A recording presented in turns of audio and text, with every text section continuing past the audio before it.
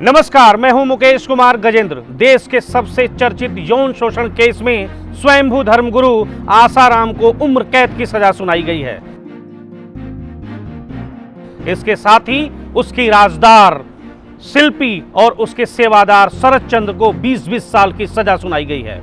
आइए उस यौन शोषण केस के बारे में जानते हैं जिसकी फांस में फंसकर आसाराम जैसा कथावाचक इस समय जेल की सलाखों के पीछे है। यूपी की शाहजहांपुर की रहने वाली एक पीड़िता बीमारी होने के बाद अपने माता पिता के कहने पर आसाराम के आश्रम में जाती है। वहां पर आसाराम की राजदार शिल्पी उससे कहती है कि उसके ऊपर भूत प्रेत का साया है। पीड़िता शिल्पी की बातों में आ जाती है।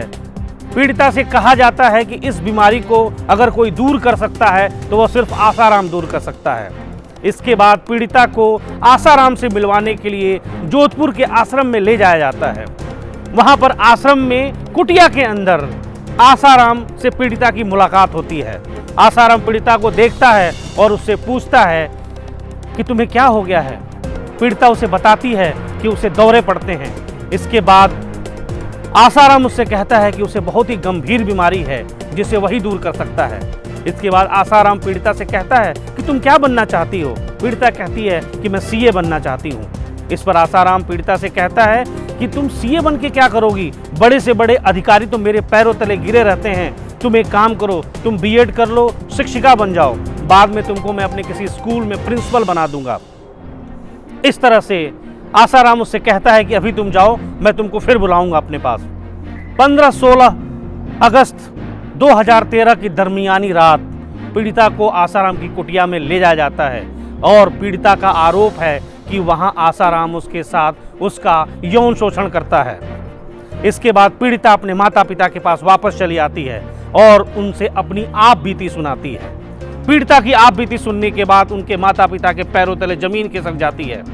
पीड़िता के माँ बाप को पता चलता है कि आसाराम दिल्ली में प्रवचन देने आया हुआ है।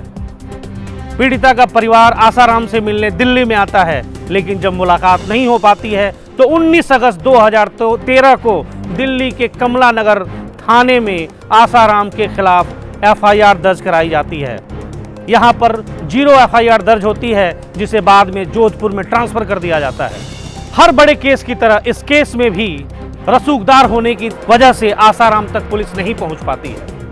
लेकिन जब यह मामला मीडिया में सुर्खियों में आता है तो सरकार और पुलिस पर दबाव बनता है और आखिरकार पुलिस 31 अगस्त 2013 को आसाराम को मध्य प्रदेश के इंदौर से गिरफ्तार करती है। इस तरह से 2013 से शुरू हुआ इस केस का सफर आज एक पड़ाव पर आया है। आज आसाराम को इस केस में दोषी ठहराते हुए जज ने उसे उम्र कैद की सजा सुनाई है। हालांकि आसाराम के लोगों का कहना है कि वे इस फैसले के खिलाफ हाई कोर्ट में अपील करेंगे। आगे देखना है कि इस मामले में क्या होता है।